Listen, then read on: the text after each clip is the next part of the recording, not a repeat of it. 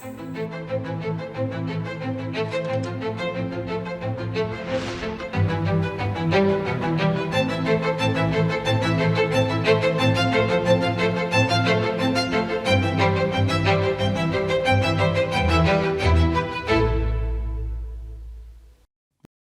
ప్రియమైన దేశవాసులారా, అందరికీ నమస్కారం. మన్ కీ బాత్కు మీకు మరోసారి హృదయపూర్వక స్వాగతం, అభినందనలు. ఇంకొన్ని రోజుల్లోనే 2026 అనే కొత్త సంవత్సరం రాబోతోంది. మరి ఈరోజు నేను మీతో మాట్లాడుతున్నప్పుడు నా మనసులో గడిచిన సంవత్సరపు జ్ఞాపకాలన్నీ నా మదిలో మెదులుతున్నాయి. ఎన్నో చిత్రాలు, ఎన్నో చర్చలు దేశాన్ని ఏకతాటిపైకి తెచ్చిన ఎన్నో గొప్ప విజయాలు. 2025 సంవత్సరం మనకు ప్రతి భారతీయుడు గర్వపడే ఎన్నో అద్భుతమైన క్షణాలను అందించింది.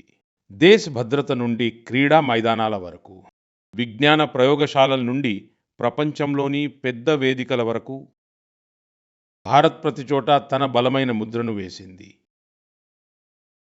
ఈ సంవత్సరం జరిగిన ఆపరేషన్ సింధూర్ ప్రతి భారతీయుడికి గర్వకారణంగా నిలిచింది. యావత్ ప్రపంచం దీన్ని చాలా స్పష్టంగా చూసింది.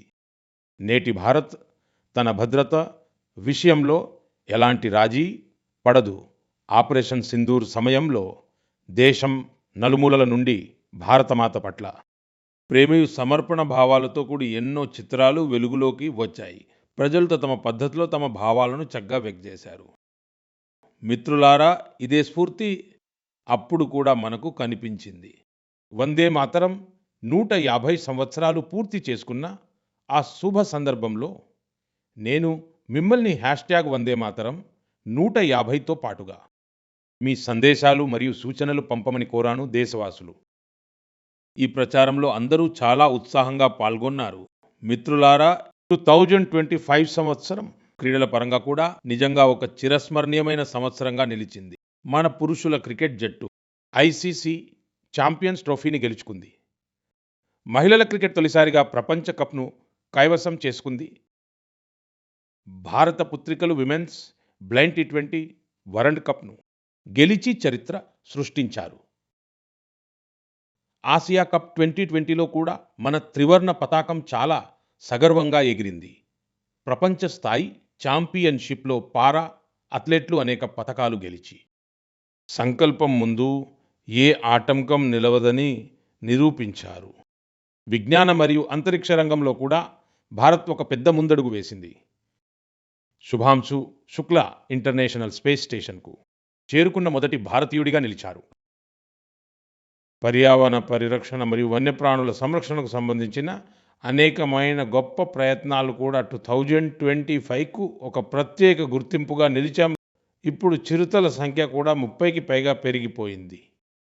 2025లో విశ్వాసం, సంస్కృతి మరియు భారతదేశపు వారసత్వం అన్నీ కూడా ఒకేసారి కనిపించాయి.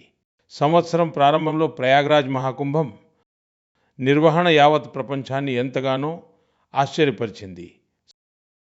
సంవత్సరాంతంలో అయోధ్యలో రామ మందిరంపై ధ్వజారోహణ కార్యక్రమం ప్రజల మనసులను గర్వంతో నింపింది. స్వదేశీ వస్తువుల పట్ల కూడా ఉత్సాహం బాగా కనిపించింది.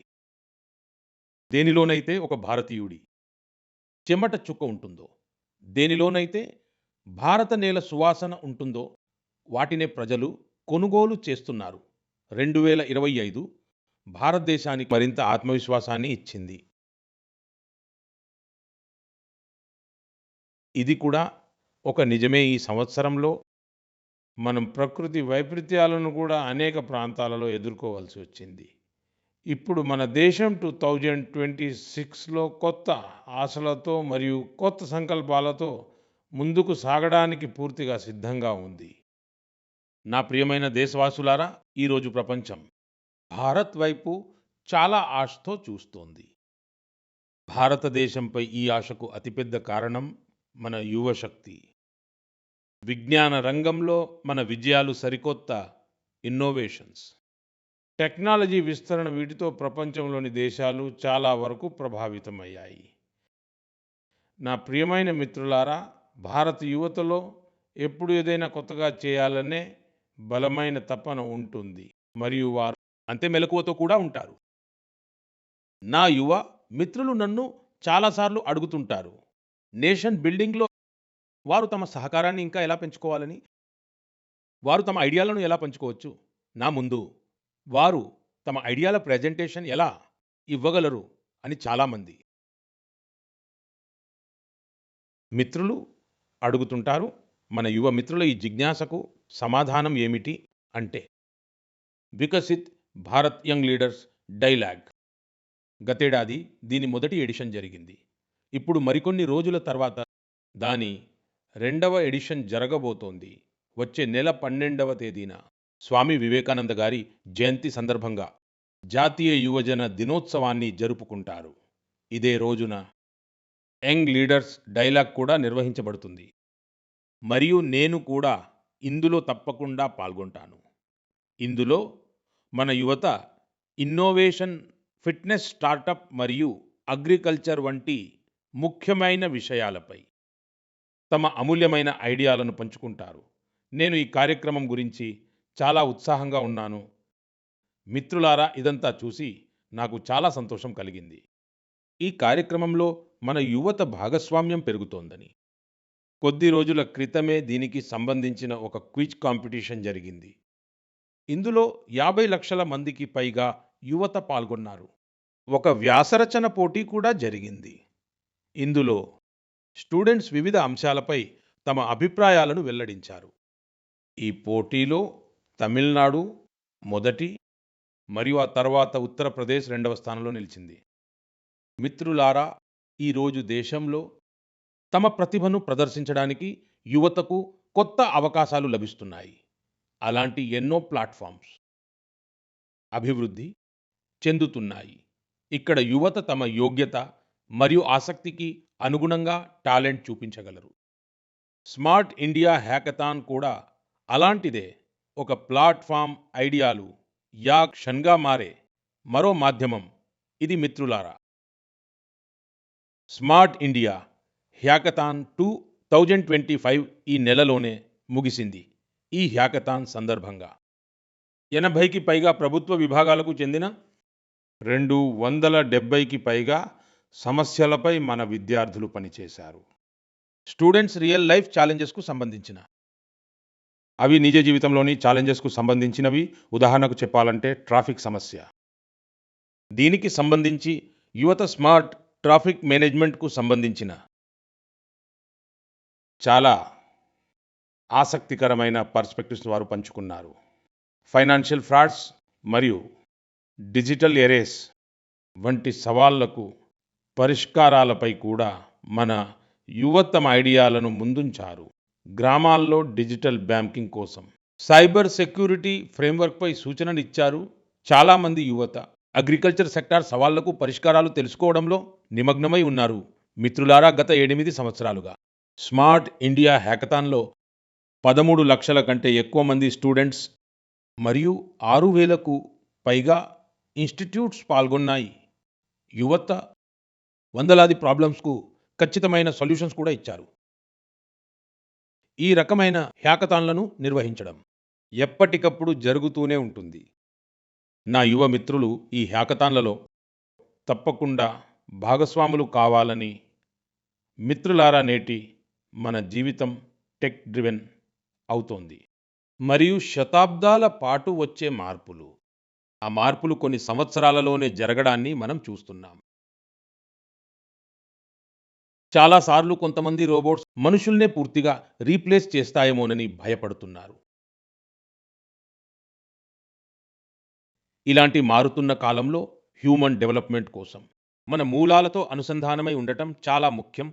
మన భావితరం తమ సంస్కృతి మూలాలను కొత్త ఆలోచనతో, కొత్త పద్ధతులతో చక్కగా, దృఢంగా నేర్చుకుంటున్నందుకు నాకు చాలా సంతోషంగా ఉంది. మిత్రులారా, మీ ఇండియన్ ఇన్స్టిట్యూట్ ఆఫ్ సైన్స్ పేరు తప్పకుండా వినే ఉంటారు. పరిశోధన ఆవిష్కరణలో అనేవి ఈ సంస్థ గుర్తింపు కొన్ని సంవత్సరాల క్రితం అక్కడి కొంతమంది విద్యార్థులు తమ చదువు, పరిశోధనల మధ్యలో సంగీతానికి కూడా చోటు ఉండాలని భావించారు. ఇక్కడి నుంచే ఒక చిన్న మ్యూజిక్ క్లాస్ ప్రారంభమైంది. పెద్ద వేదిక లేదు, పెద్ద బడ్జెట్ లేదు. నెమ్మదిగా ఇది పెరుగుతూ పోయింది. మరి ఈరోజు మనం దీనిని గీతాంజలి ఐఐఎస్సి పేరుతో పిలుస్తాము. ఇది ఇప్పుడు కేవలం ఒక క్లాస్ మాత్రమే కాదు. క్యాంపస్ యొక్క సాంస్కృతిక కేంద్రం. ఇక్కడ హిందుస్థానీ శాస్త్రీయ సంగీతం ఉంది, జానపద సంప్రదాయాలు ఉన్నాయి.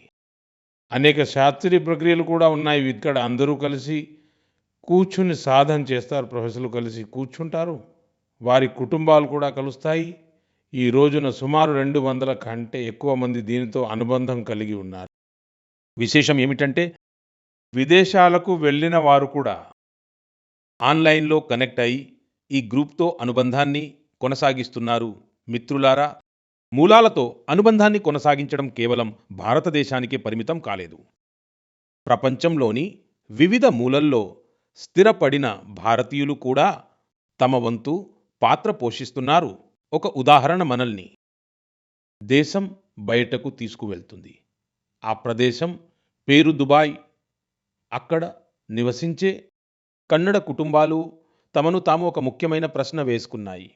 మా పిల్లలు టెక్ వరల్డ్లో ముందుకు వెళ్తున్నారు, కానీ ఎక్కడో వారు తమ సొంత భాషకు దూరం అవుతున్నారా? సరిగ్గా ఇక్కడి నుండే కన్నడ పాఠశాల పుట్టింది. పిల్లలకు కన్నడ చదవడం, రాయడం మరియు మాట్లాడటం కూడా నేర్పిస్తారు. ఈరోజు దీనితో 1000 కంటే ఎక్కువ మంది పిల్లలు అనుబంధం కలిగి ఉన్నారు. నిజంగా కన్నడ నాడు నుడి నమ్మ హెమ్మె. కన్నడ భూమి, భాష మనందరి గర్వకారణం. మిత్రులారా, ఒక పాత సామెత ఒకటి ఉంది, మనసుంటే మార్గముంటుంది అని. ఈ సామెతను మణిపూర్కు చెందిన ఒక యువకుడు మళ్ళీ నిజం చేసి చూపించారు. వారిలో ఒకరైన మోయిరాంగ్ తెంసేద్ గారు. ఆయన వయస్సు 40 సంవత్సరాల కన్నా తక్కువే. శ్రీమాన్ మోయిరాంగ్థెమ్ గారు మణిపూర్లోని ఏ సుదూర ప్రాంతంలో అయితే నివసిస్తున్నారో అక్కడ విద్యుత్ సమస్య చాలా ఎక్కువగా ఉండేది. ఈ సవాలును ఎదుర్కోవడానికి ఆయన లోకల్ సొల్యూషన్పై దృష్టి పెట్టారు. మరి ఆయనకు ఆ సొల్యూషన్ సోలార్ పవర్లో లభించింది. మన మణిపూర్లో ఎలాగూ సోలార్ ఎనర్జీని ఉత్పత్తి చేయడం సులభం. అందుకే మోయిరాంగ్థెమ్ గారు సోలార్ ప్యానెల్స్ ఏర్పాటు చేసే కార్యక్రమాన్ని చేపట్టారు. మరి ఈ కార్యక్రమం కారణంగా ఈరోజు వాళ్ళుండే ప్రాంతంలోని వందలాది ఇళ్లకు సోలార్ పవర్ చేరింది. విశేషం ఏమిటంటే ఆయన సోలార్ పవర్ను హెల్త్ కేర్ను, జీవనోపాధిని మెరుగుపరచడానికి ఉపయోగించారు. ఈరోజు ఆయన ప్రయత్నాల వల్ల మణిపూర్లోని అనేక హెల్త్ సెంటర్లకు కూడా సోలార్ పవర్ అందుతోంది. ఆయన చేసిన ఈ పని వల్ల మణిపూర్ నారీ శక్తికి కూడా చాలా ప్రయోజనం చేకూరింది. స్థానిక మత్స్యకారులకు, కళాకారులకు కూడా దీనివల్ల సహాయం అందింది. మిత్రులారా, ఈరోజు ప్రభుత్వం పిఎం సూర్యగర్ ఉచిత విద్యుత్ పథకం కింద ప్రతి లబ్ధిదారు కుటుంబానికి సోలార్ ప్యానెల్స్ ఏర్పాటు చేసుకోవడానికి దాదాపు 75 నుండి 80 వేల రూపాయల వరకు ఇస్తుంది. మోయిరాంగ్ తెమ్ గారి ఈ ప్రయత్నాలు వ్యక్తిగతమైనవే అయినప్పటికీ సోలార్ పవర్కు సంబంధించిన ప్రతి ప్రచారానికి కొత్త ఊపునిస్తున్నాయి. మన్ కీ బాత్ ద్వారా నేను వారికి నా హృదయపూర్వక శుభాకాంక్షలు తెలియజేస్తున్నాను. నా ప్రియమైన దేశవాసులారా, మీరందరూ రండి. ఇప్పుడు మనం జమ్మూ కాశ్మీర్ వైపు వెళ్దాం. జమ్మూ కాశ్మీర్ యొక్క సాంస్కృతిక మరియు చారిత్రక వారసత్వం గురించి ఒక గాథను మీతో పంచుకోవాలనుకుంటున్నాను. ఇది మిమ్మల్ని గర్వంతో నింపేస్తుంది. జమ్మూ కాశ్మీర్లోని బారాముల్లాలో జహన్పోరా అనే ప్రదేశం ఉంది. అక్కడ ప్రజలు ఎన్నో సంవత్సరాలుగా కొన్ని చాలా ఎత్తైన మట్టి దిబ్బలను చూస్తూ వచ్చారు. సాధారణమైన ఆ దిబ్బలు అసలు ఏమిటో ఎవరికీ తెలియదు. తర్వాత ఒకరోజు ఆర్కియాలజిస్టుల దృష్టి వాటిపై పడింది. వారు ఈ ప్రాంతాన్ని శ్రద్ధగా గమనించడం ప్రారంభించినప్పుడు ఈ దిబ్బలు కొంత భిన్నంగా కనిపించాయి. ఆ తర్వాత ఈ దిబ్బలపై శాస్త్రీయ అధ్యయనం ప్రారంభించబడింది. డ్రోన్ ద్వారా పైనుండి చిత్రాలు తీశారు, భూమిని మ్యాపింగ్ చేశారు. ఆ తర్వాత కొన్ని ఆశ్చర్యకరమైన విషయాలు వెలుగులోకి రావడం ప్రారంభించాయి. ఈ దిబ్బలు సహజమైనవి కావని తెలిసింది. ఇవి మానవ నిర్మితమైనవి. ఏదో ఒక పెద్ద భవనం యొక్క అవశేషాలు. ఇదే సమయంలో మరో ఆసక్తికరమైన విషయం వెలుగులోకి వచ్చింది. కశ్మీర్కు వేల కిలోమీటర్ల దూరంలో ఉన్న ఫ్రాన్స్లోని ఒక మ్యూజియంలో ఆర్కైవ్స్లో ఒక అస్పష్టమైన పాత చిత్రం దొరికింది.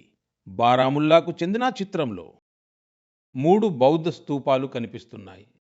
అక్కడి నుండి కాలం ఒక మలుపు తీసుకుంది మరియు కశ్మీర్ యొక్క ఒక గౌరవప్రదమైన గతం మన ముందుకు వచ్చింది. ఇది దాదాపు 2000 సంవత్సరాల పురాతన చరిత్ర. ఇది కశ్మీర్లోని జెహన్పోరాలో ఉన్న బౌద్ధ ప్రాంగణం.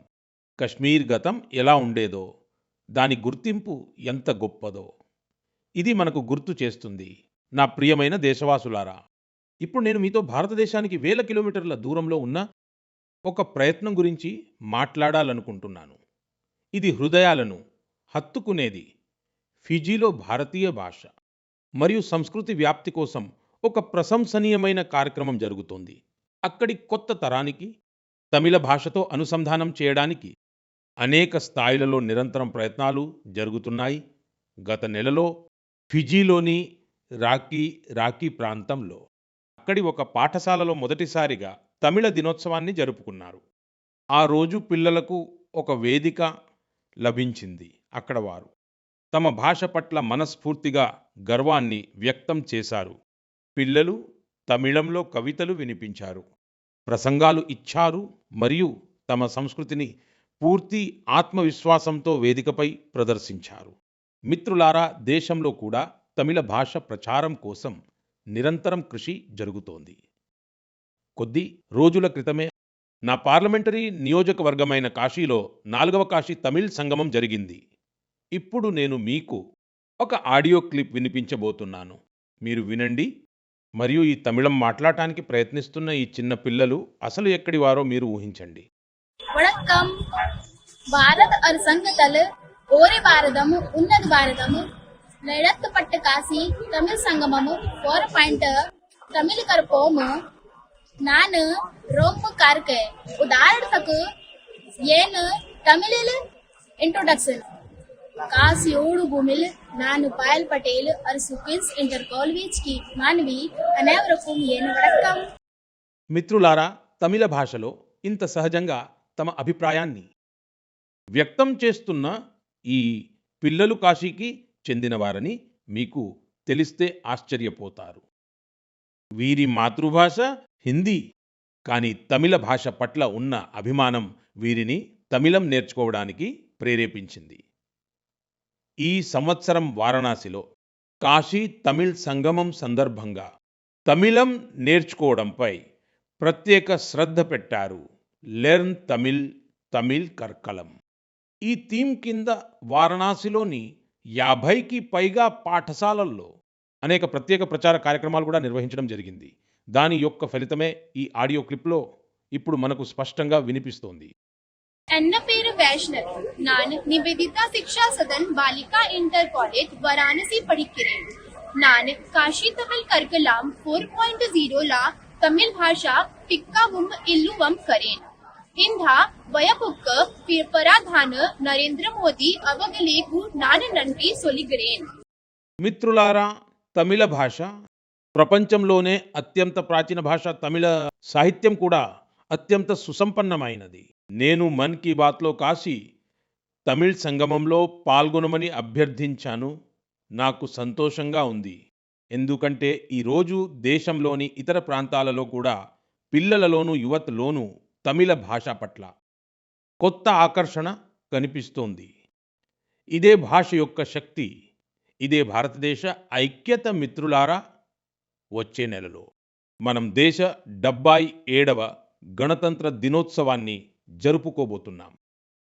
ఇలాంటి సందర్భాలు వచ్చినప్పుడల్లా మన మనసు స్వాతంత్ర్య సమరయోధులు మరియు రాజ్యాంగ నిర్మాతల పట్ల కృతజ్ఞతా భావంతో నిండిపోతుంది. మన దేశం స్వాతంత్ర్యం పొందడానికి సుదీర్ఘ పోరాటం చేసింది. స్వాతంత్ర్యోద్యమంలో దేశంలోని ప్రతి ప్రాంత ప్రజలు తమ వంతు సహకారం అందించారు. కానీ దురదృష్టవశాత్తు స్వాతంత్ర్యం కోసం పోరాడిన ఎందరో వీరులకు వీరవనితలకు వారికి దక్కాల్సిన గౌరవం దక్కలేదు. అలాంటి ఒక స్వాతంత్ర్య సమరయోధురాలే ఒడిశాకు చెందిన పార్వతీ గిరి గారు. జనవరి 2026లో ఆమె శత జయంతిని జరుపుకోనున్నారు. ఆమె 16 సంవత్సరాల వయస్సులో క్విట్ ఇండియా ఉద్యమంలో పాల్గొన్నారు. మిత్రులారా, స్వాతంత్ర్యోద్యమం తరువాత పార్వతీ గిరి గారు తన జీవితాన్ని సమాజ సేవకు, గిరిజన సంక్షేమానికి అంకితం చేశారు. ఆమె ఎన్నో అనాథాశ్రమాలను కూడా స్థాపించడం జరిగింది. ఆమె యొక్క స్ఫూర్తిదాయకమైన జీవితం రాబోయే ప్రతి తరానికి కూడా మార్గనిర్దేశం చేస్తూనే ఉంటుంది. હું પાર્વતી ગિરિજીకు శ్రద్ధాంజలి అర్పణ కరుచి. మిత్రులారా, ఇది మన బాధ్యత. మనం మన వారసత్వాన్ని మరచిపోకూడదు. మనం స్వాతంత్ర్యం సాధించిన వీరులు, వీరవనితల మహోన్నత గాథను తర్వాతి తరాలకు చేరవేయాలి. మీకు గుర్తుండే ఉంటుంది, మన స్వాతంత్ర్యం వచ్చి 75 సంవత్సరాలు పూర్తయినప్పుడు ప్రభుత్వం ఒక ప్రత్యేక వెబ్సైట్ను రూపొందించింది. ఇందులో ఒక విభాగం అన్సంగ్ హీరోస్కు అంకితం చేయబడింది. ఈ రోజు కూడా మీరు ఈ వెబ్సైట్ను తప్పకుండా సందర్శించి దేశానికి స్వాతంత్ర్యం తీసుకురావడంలో కీలక పాత్ర పోషించిన ఆ మహనీయులందరి గురించి తెలుసుకోవచ్చు. నా ప్రియమైన దేశ ప్రజలారా, మన్ కీ బాత్ ద్వారా సమాజ శ్రేయస్సుకు సంబంధించిన ముఖ్యమైన విషయాలపై చర్చించడానికి మనకు ఒక మంచి అవకాశం లభిస్తుంది. ఈరోజు నేను ఒక ముఖ్యమైన అంశం గురించి మాట్లాడాలనుకుంటున్నాను. ఇది మనందరికీ ఆందోళన కలిగించే విషయంగా మారింది. ICMR అంటే Indian council of medical research ఇటీవల ఒక ముఖ్యమైన నివేదికను విడుదల చేయడం జరిగింది. దీనిలో చెప్పిన దాని ప్రకారం చూస్తే న్యూటీఐ మరియు అనేక రకాల వ్యాధులకు వ్యతిరేకంగా యాంటీబయాటిక్ మందులు బలహీనపడుతున్నాయి. మనందరికీ ఇది చాలా ఆందోళన కలిగించే విషయం. నివేదిక ప్రకారం దీనికి ఒక పెద్ద కారణం ప్రజలు ఆలోచించకుండా యాంటీబయాటిక్ మందులను తీసుకోవడమే. యాంటీబయాటిక్స్ అనేవి అలా ఇష్టమొచ్చినట్టు తీసుకునే మందులు కావు. వీటిని తప్పనిసరిగా డాక్టర్ సలహాతోనే వాడాలి. ఈ రోజులో చాలా మంది ప్రజలు కేవలం ఒక మాత్ర వేసుకుంటే ప్రతి బాధ దూరమవుతుందని భావిస్తున్నారు. బహుశా ఇదే కారణం. వ్యాధులు మరియు ఇన్ఫెక్షన్లు ఈ యాంటీబయాటిక్ మందులపై ఆధిపత్యం చెలాయిస్తున్నాయి. మీ అందరినీ నేను కోరుతున్నాను, దయచేసి మీ ఇష్టానుసారంగా మందులను వాడకుండా ఉండండి. యాంటీబయాటిక్ మందుల విషయంలో అయితే ఈ విషయాన్ని ప్రజలు గుర్తుంచుకోవడం అనేది చాలా ముఖ్యం. నేను మీకు చెప్పేది ఏంటంటే, మెడిసిన్స్ కోసం సరైన గైడెన్స్ మరియు యాంటీబయాటిక్స్ కోసం డాక్టర్ల అవసరం ఎంతైనా ఉంది. ఈ అలవాటు మీ ఆరోగ్యాన్ని మెరుగుపరచడంలో చాలా సహాయకారిగా నిరూపించబడుతుంది అని నేను భావిస్తున్నాను. నా ప్రియమైన దేశవాసులారా, మన యొక్క సాంప్రదాయ కళలు సమాజాన్ని శక్తివంతం చేయడంతో పాటు ప్రజల ఆర్థిక ప్రగతికి కూడా ఒక పెద్ద మాధ్యమంగా మారుతున్నాయి. ఆంధ్రప్రదేశ్లోని నరసాపురం జిల్లా లేస్ క్రాఫ్ట్ గురించి ఇప్పుడు దేశవ్యాప్తంగా కూడా చాలా చర్చ జరుగుతోంది. ఈ లేస్ క్రాఫ్ట్ అనేది అనేక తరాలుగా మహిళల చేతుల్లోనే కొనసాగుతోంది. చాలా ఎక్కువ ఓర్పుతో మరియు ఎంతో నైపుణ్యంతో మన దేశంలోని నారీశక్తి దీనిని సంరక్షించింది. ఈరోజు ఈ సంప్రదాయాన్ని ఒక సరికొత్త రూపంతో ముందుకు తీసుకువెళ్ళడం జరుగుతోంది. ఆంధ్రప్రదేశ్ ప్రభుత్వం మరియు నాబార్డ్ కలిసి చేతి వృత్తుల వారికి కొత్త డిజైన్లను నేర్పిస్తున్నారు, మెరుగైన స్కిల్ ట్రైనింగ్ ఇస్తున్నారు మరియు కొత్త మార్కెట్తో అనుసంధానిస్తున్నారు. నర్సాపురం లేస్కు GI ట్యాగ్ కూడా లభించింది. ఈరోజు దీనితో 500 కంటే ఎక్కువ ప్రొడక్ట్స్ తయారవుతున్నాయి మరియు 250 కంటే ఎక్కువ గ్రామాలలో దాదాపు 1,00,000 మంది మహిళలకు దీని ద్వారా ఉపాధి లభిస్తోంది. మిత్రులారా, మన్ కీ బాత్ ఇలాంటి వారిని ముందుకు తీసుకువచ్చే వేదిక కూడా. తమ యొక్క కఠోర శ్రమతో సాంప్రదాయ కళలను ముందుకు తీసుకువెళ్ళడమే కాకుండా దీని ద్వారా స్థానిక ప్రజలను కూడా శక్తివంతం చేస్తున్నారు. మణిపూర్‌లోని చురాచాంద్‌పూర్‌లో మార్గరెట్ రామ్ తార్సియం గారు, ఆమె ప్రయత్నాలు కూడా ఇలాంటివే. ఆమె మణిపూర్ సాంప్రదాయ ఉత్పత్తులను, అక్కడి హస్తకళలను, వెదురు మరియు చెక్కతో చేసిన వస్తువులను ఒక పెద్ద విజన్‌తో చూశారు. మరియు ఇదే విజన్ కారణంగా ఆమె ఒక హ్యాండీక్రాఫ్ట్ ఆర్టిస్ట్ నుండి ప్రజల జీవితాలను మార్చే మాధ్యమంగా మారారు. ఈరోజు మార్గరెట్ గారి యూనిట్‌లో అందులో 50 కంటే ఎక్కువ మంది ఆర్టిస్టులు పనిచేస్తున్నారు. మరియు ఆమె తన శ్రమతో ఢిల్లీతో సహా దేశంలోని అనేక రాష్ట్రాలలో తన ప్రొడక్ట్స్ కోసం ఒక మార్కెట్‌ను కూడా డెవలప్ చేశారు మిత్రులారా. మణిపూర్ నుండే మరొక ఉదాహరణ సేనాపతి జిల్లాకు చెందినటువంటి చోఖో కృచేనాజీ మరియు వారి కుటుంబం మొత్తం కూడా సాంప్రదాయ వ్యవసాయంతో పూర్తిగా ముడిపడి ఉంది. కృచేనా గారు ఈ సాంప్రదాయ అనుభవానికి మరింత విస్తృతిని ఇచ్చారు.